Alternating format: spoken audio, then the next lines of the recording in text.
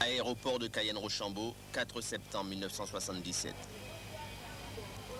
Les premiers réfugiés Hmong en provenance du sud-est asiatique arrivent en Guyane. Ils sont 45 hommes, femmes et surtout des enfants en bas âge, qui 36 heures plus tôt ont quitté Bangkok en Thaïlande. À leur descente d'avion, ils sont accueillis par le préfet de Guyane. Sur place également un détachement de l'armée qui va assurer leur transport vers le lieu qui est considéré comme leur nouvelle terre d'élection, Cacao.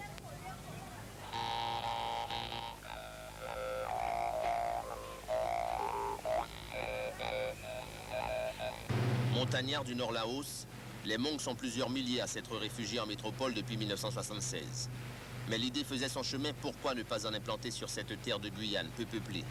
Ces premiers arrivants sont accompagnés par deux hommes qui ont vécu 30 ans en Extrême-Orient, les pères Charrier et Brix.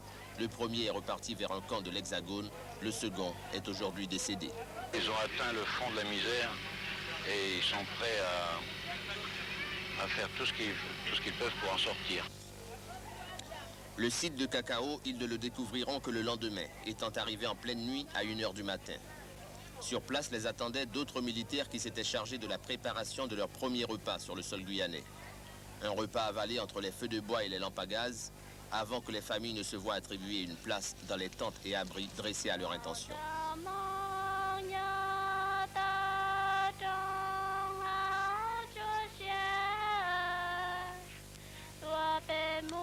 Ce projet d'immigration de réfugiés politiques n'a pas fait l'unanimité. Ainsi, quelques jours avant leur arrivée, une manifestation à l'appel des partis de gauche regroupait quelques 500 personnes dans les rues de Cayenne. En tête du cortège, le sénateur-maire du chef-lieu, Léopold Eder, leader du PSG, décédé en 1978. À ses côtés, entre autres, l'actuel secrétaire général du parti, Gérard Holder. Nous voulons que les immigrés qui viennent ici s'intègrent dans la population et non pas des immigrés qu'on nous impose. Et c'est pour cette raison que nous étions à l'époque hostiles à la venue de réfugiés qu'on devait d'ailleurs isoler et que nous pensons au contraire, la Guyane étant un mélange de races, on devait au contraire les mettre près des autres ethnies pour qu'il y ait un mélange de cette population comme pour ne pas créer de différences.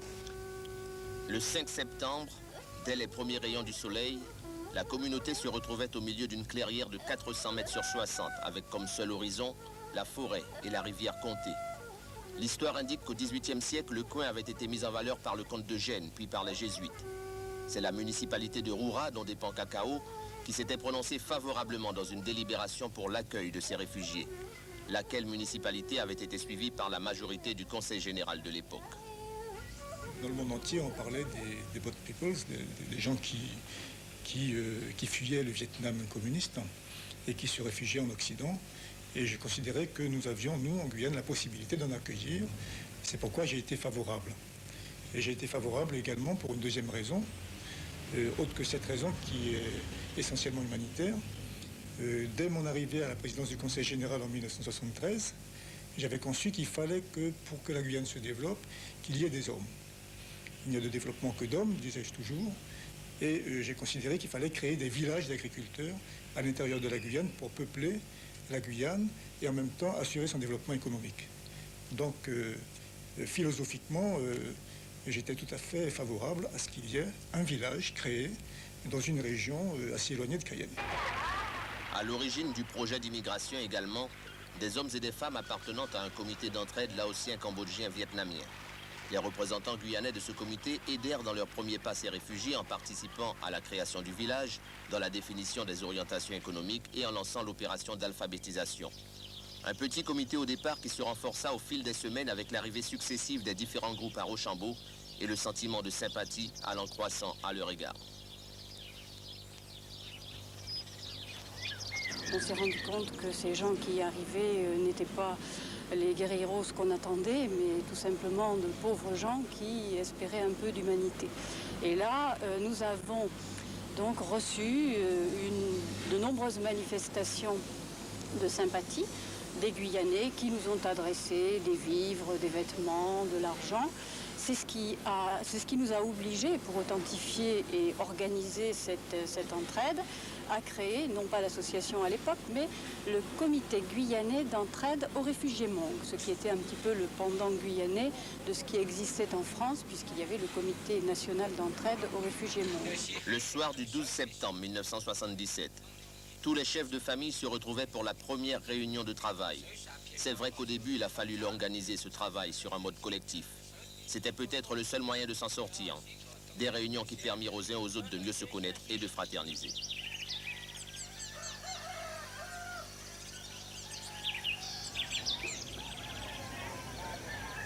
Durant tous ces premiers jours, toutes ces premières semaines, le scénario fut le même.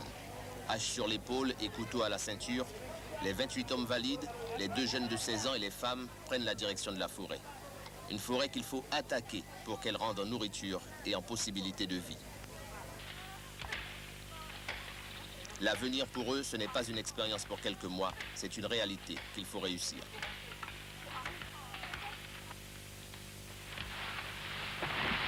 Le premier arbre qui tombe est le signe d'une première victoire sur la nature qu'ils doivent vaincre.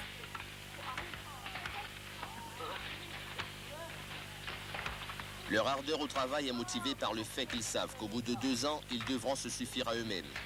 Aussi se fixent-ils des horaires de 6h à 12h, de 13h à 18h.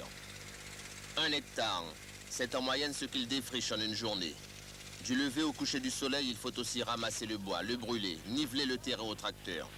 Des engins qu'ils ont loués en mettant en commun les fonds qui leur sont versés, 40 francs par jour et par personne pour une durée de 2 ans. Comme aussi beaucoup de familles sont des jeunes qui n'ont pas beaucoup d'expérience en agriculture, alors on a décidé en commun accord de travailler ensemble. Et on a travaillé ensemble d'une manière collective. Et vers la fin de 1979, au fur et à mesure que les terrains sont déforestés, on a partagé progressivement les terrains à parcelles individuelles. Et progressivement, on revient aux parcelles individuelles. Et fin 80, disons que fin 79, début 80, là, les parcelles sont attribuées. Et à partir du mois de mars 1980, le centre étant fermé, les gens travaillent individuellement dans leur propre parcelle. Et à compter de ce moment-là, l'objectif autosuffisance, autosubsistance, disons, est acquis à partir de mars 80. Entre-temps, le village est sorti de terre. Seul le dimanche était libre pour que chacun pense à la réalisation de sa demeure. En moins de 6 mois, une centaine de maisons étaient construites, des plantes ornementales mises en terre et des emplacements aménagés en espaces verts. Un véritable village sur pilotis comportant église, salle de réunion, école, infirmerie. Petit à petit, des activités qui sont liées à son développement sont nées, un atelier de mécanique ou encore une forge. Il y a eu une période de découragement pour certains, non pas qu'ils aient été rebutés par le travail, mais le désir de retrouver des parents qui, eux, ont été hébergés dans d'autres camps de l'Hexagone ont entraîné quelques départs. Il y a même eu une grosse vague entre juin 1979 et juin 80. L'année 80 qui marque la fin de la période du centre d'hébergement, c'est un peu l'heure d'un premier bilan. Les gens s'inquiétaient, est-ce qu'ils arrivent à survenir à leurs besoins? Là, c'est psychologiquement, il y avait une période de morale assez bas. Mais après cela, quand les gens étaient en épreuve pendant toute l'année 80 et une partie 81, les gens s'assemblent sûrs d'eux-mêmes. Sûrs d'eux-mêmes, ils foncent pour gagner leur pari. 620 hectares ont été défrichés en 3 ans. Cédés à la coopérative qui a vu le jour, les terres furent par la suite redistribuées à chaque famille par voie de bail, 2 ou 3 ans. 3 hectares en moyenne, mais il est prévu une extension de la parcelle de base jusqu'à 10 hectares à la demande. Hommes et femmes se retrouvent sur le terrain pour fournir la même somme de travail. Et quand les enfants sont trop petits pour aller à l'école, ils participent à tous les travaux sous un auvent dressé en plein champ. Après les essais des premiers mois de maraîchage et de rizière menés en collectivité, chacun travaille désormais sa parcelle en mettant l'accent sur la culture de son choix.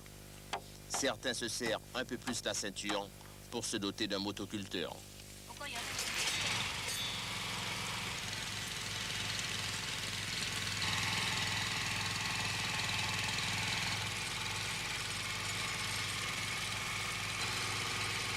Les résultats prometteurs du début se confirment. Même s'il faut une grosse utilisation d'engrais, 600 tonnes en 10 ans, produits chimiques et fumier de poule, pour obtenir de cette terre qu'elle rentre en produit. Leur récolte, ils vont la vendre dans un premier temps au petit marché de cacao aux touristes et curieux venus les visiter. Mais il leur faut vite trouver d'autres débouchés. Aussi prennent-ils la direction du marché du chef-lieu Cayenne. Force est de constater alors qu'ils occupent une place non négligeable dans le développement économique d'un département qui, on l'a dit et répété, doit mettre l'accent sur son agriculture. Les mangues sont une réalité en Guyane. Ils ne sont pas ici par la volonté du conseil régional.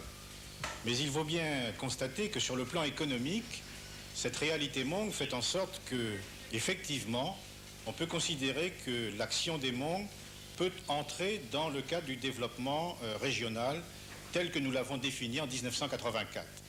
Car vous le savez, le plan de développement régional vise à satisfaire les besoins de la Guyane du point de vue de l'alimentation, et donc on peut dire que l'action des mangues est bénéfique et peut parfaitement cadrer avec le développement régional tel que nous le concevons. Laitue, choux, concombres, haricots verts, aubergines. Actuellement, ce sont quelques 20 tonnes de produits maraîchers et vivriers que les agriculteurs mangues transportent chaque semaine vers Cayenne. Si du côté des responsables de la région, on reconnaît leur réussite, on n'hésite toutefois pas en parallèle à mettre l'accent sur le fait que le petit agriculteur guyanais n'ait pas eu droit aux avantages qui leur ont été consentis pour démarrer. Ce qu'il faut regretter, c'est que l'agriculture guyanaise, c'est-à-dire les petits agriculteurs guyanais, n'aient pas été également entraînés dans un processus de développement comme celui des mangues. Car il faut se rappeler que les mangues ont été installés avec des moyens considérables. Pendant 3 à 4 années, ils ont reçu des subventions de l'Organisation des Nations Unies et qui ont permis leur installation. Il eût été intéressant que la petite agriculture guyanaise soit aidée de la même manière, soit par l'État, soit par la communauté économique européenne, et que l'on en vienne, par conséquent, à un développement plus harmonieux, à la fois des mangues, mais aussi de la petite agriculture guyanaise. Ces arguments sont ceux que le Parti socialiste guyanais a souvent mis en avant. Un PSG dont le secrétaire général et maire de Cayenne, Gérard Holder, reconnaît lui aussi le travail fourni par la communauté. Et s'il y a eu à un moment donné un différend pour une question d'attribution de place au marché du chef-lieu, la question est aujourd'hui résolue. Nous assistons effectivement à une augmentation du produit sur le marché local. Il y avait des compatriotes autres que les mangues qui vendaient déjà, mais il ne faut pas le nier que les mangues, effectivement, ont apporté un plus sur le plan des légumes, sur le plan de ce qu'on peut trouver sur le marché central. Et c'est à ce titre que nous disons que les mangues ont fait leur place au niveau même économique dans notre pays. Producteurs, ils veulent aussi être des consommateurs de ce qui se fait dans la région. Ainsi, après avoir placé quelque espoir dans la culture du riz, ils ont abandonné cette orientation compte tenu du coût élevé de la mécanisation, mais aussi parce que, disent-ils, il y a des gens à Mana qui le font très bien. Le petit élevage, lui aussi, a été pratiquement abandonné. Seul celui du bétail reste envisageable, mais le troupeau de 200 têtes semble plus en réserve d'une quelconque occasion, nécessitant l'abattage d'une bête.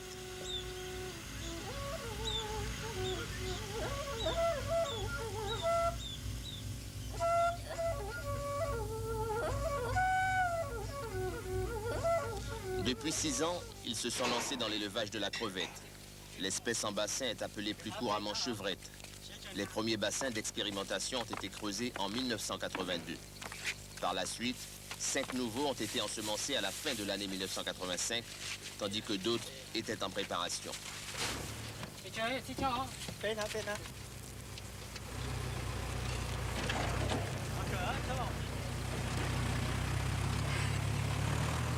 Les larves sont venues de Martinique. Ils ont reçu pour le lancement de cette opération l'aide du CNEXO. Avec la phase d'exploitation, il a fallu augmenter le nombre de bassins. 17 ont été réalisés pour la seule année 1986, la coopérative aidant à leur construction en faisant appel à des entreprises privées. Aujourd'hui, on dénombre 41 bassins au total. La moitié est en exploitation. On va mettre rapidement l'autre moitié en exploitation. C'est le secteur le plus avancé dans notre programme. Cette activité d'élevage de la chevrette fait partie d'un ensemble défini par la SICA Aquacole, à laquelle ils livrent leur production. La première récolte, en juillet 1986, donnait un peu plus de 15 kilos. 6 mois après, une nouvelle permettait de dépasser le chiffre des 200 kilos.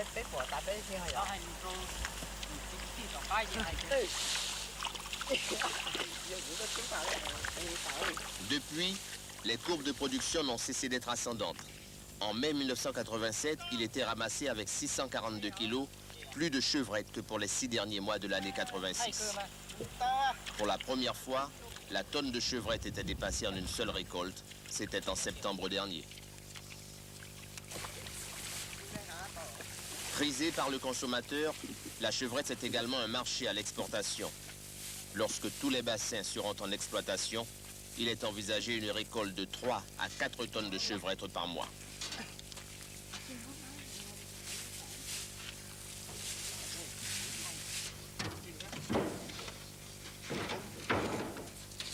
Cela dit, tous n'ont pas réussi de la même manière dans l'agriculture ou les activités annexes, ou plutôt, tous n'en éprouvaient pas le même goût. En fait, une minorité. Une minorité qui s'est lancée dans le travail du bois aux côtés de Bernard Micheneau, compagnon ébéniste, dont la Société des bois manufacturés de Guyane voyait le jour en septembre 1982. 7 ouvriers m'ont participé au lancement de l'entreprise, des ouvriers qui ont été formés sur le tas.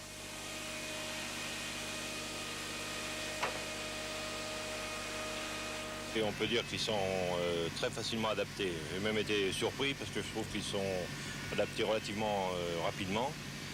Ils sont tout de suite intéressés à cette nouvelle forme d'activité pour eux parce que c'est pas leur habitude de travailler le bois. Et en principe, j'ai toujours été très content de de la vitesse d'adaptation qu'ils ont mis à travailler à l'entreprise. Aujourd'hui, le chiffre d'affaires de la Sobomag est de 11 millions de francs. L'entreprise qui consomme 130 mètres cubes de bois par mois a ralenti la production de meubles pratiquée les premières années. Elle répond maintenant surtout aux demandes des sociétés immobilières tournées vers les maisons à ossature bois. Et on a en vue de monter en parallèle à Sobomag, de monter un atelier de menuiserie préfabriquée. Et j'espère qu'on va pouvoir créer des emplois pour les femmes. Parce que c'est ce qui manque au village, les femmes n'ont pas tellement de choix dans les champs, et puis c'est tout. Alors si on pouvait créer une dizaine de postes pour les femmes, comme c'est quand même des postes qui sont relativement faciles, des postes aux machines, des postes simples, je pense qu'elles pourront occuper ce genre et faire ce genre d'activité, quoi, sans trop de problèmes.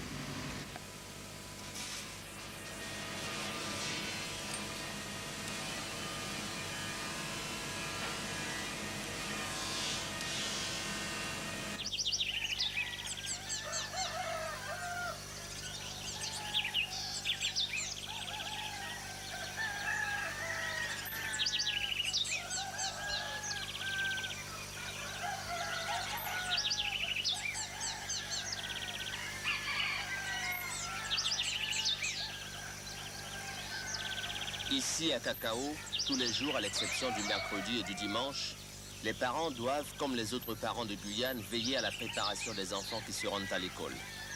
L'intégration dans le cadre d'un département français passant par l'apprentissage de la langue, c'est dès le mois de mars 1978, sous la tutelle de l'Association pour le développement du site de Cacao, que des cours d'adaptation étaient mis en place pour les adultes. Chaque jour, avant le travail des champs, hommes et femmes se retrouvaient sur les bancs de l'école. Les cours étaient alors dispensés par quelques volontaires.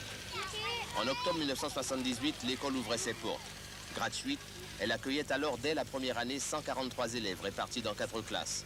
Depuis 1982, elle est payante, 50 francs par mois en maternelle, 30 francs pour le primaire. Et à la rentrée scolaire 87, l'établissement privé tenu par les religieuses accueillait dans ses 11 classes 239 élèves.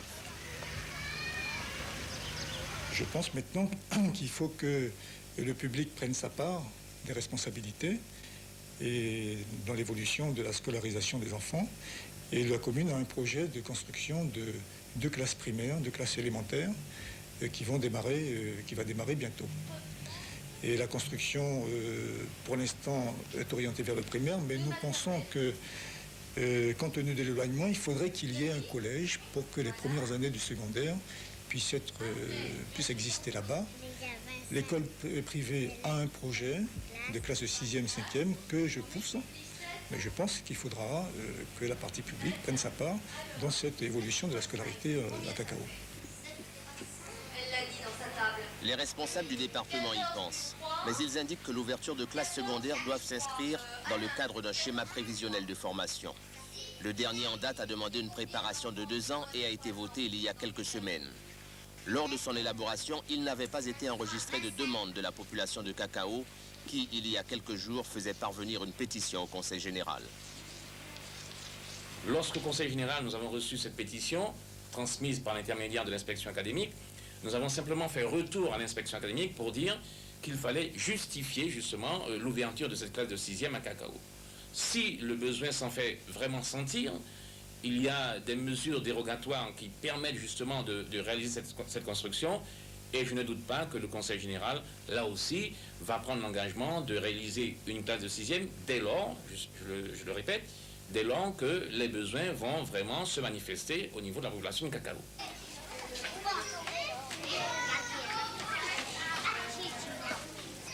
En attendant, c'est donc à Cayenne que tous ceux qui ont franchi le cap du CM2 vont poursuivre leur scolarité.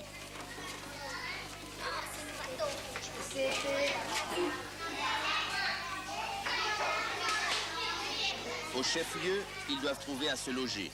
Pour certaines familles, le prix de la pension peut atteindre 3 000 francs. Des lycéens inscrits aussi bien dans les établissements privés et publics de la ville.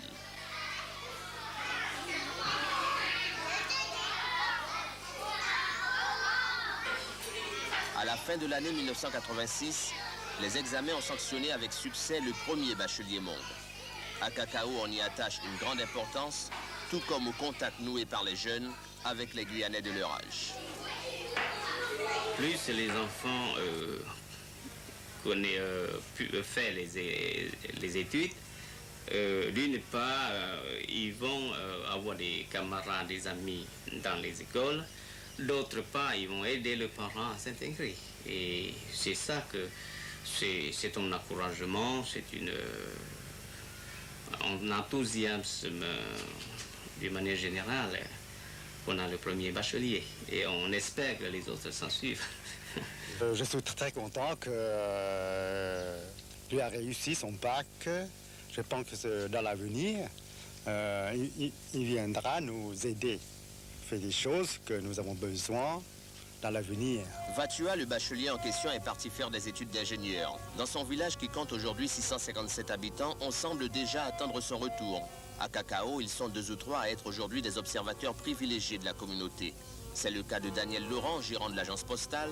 Il a épousé une femme Hmong et réside ici depuis 1979. Je pense que l'étape la plus difficile, c'est celle qui commence maintenant. C'est-à-dire que les gens restent dans le village, s'y sentent bien, n'aient plus envie de partir et fassent tout pour que le village grandisse en construisant tout ce que le village a besoin, c'est-à-dire au niveau des magasins, au niveau des structures, des zones de loisirs et tout. Mais ça, il est difficile parce que comme on appartient à la commune de Roura, ce sont 2 pôles complètement différents. Et quand on fait quelque chose à Roura, on ne peut pas le faire à Cacao. Et on est toujours tiraillé entre les deux au niveau, disons, des budgets et tout. Reste que 10 ans après, c'est la question de leur intégration et de l'avenir du village qui préoccupe les uns et les autres.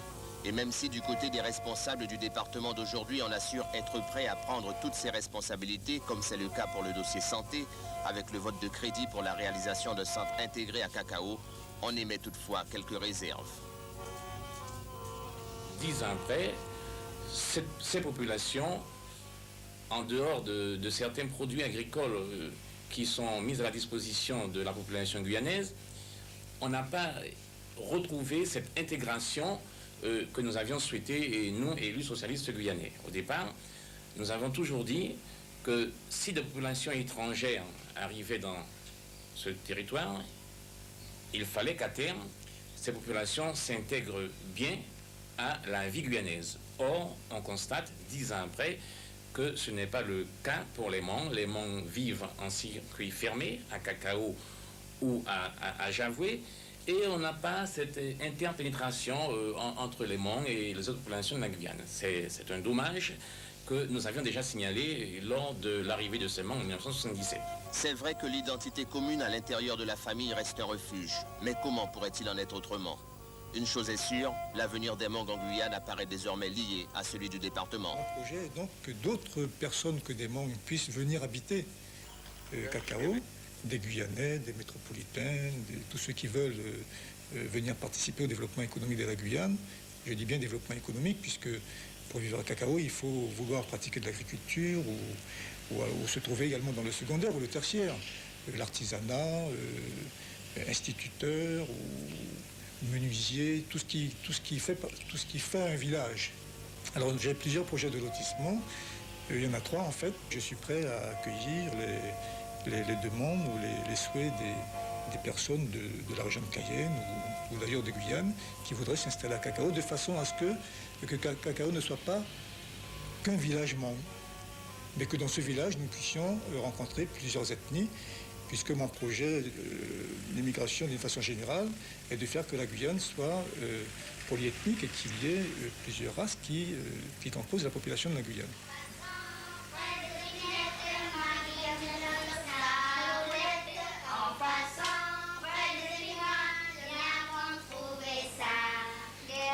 Les bruits de la guerre sont maintenant loin. Dans le village, ce sont les chants, les rires et les cris des enfants qu'il est donné d'entendre. Et s'ils restent avec leur tradition, celle-ci n'est réellement visible que lors de leur fête du Nouvel An. Elle symbolise le passage d'une saison agricole à l'autre, mais elle est aussi l'occasion dans l'année pour petits et grands de revêtir le costume traditionnel.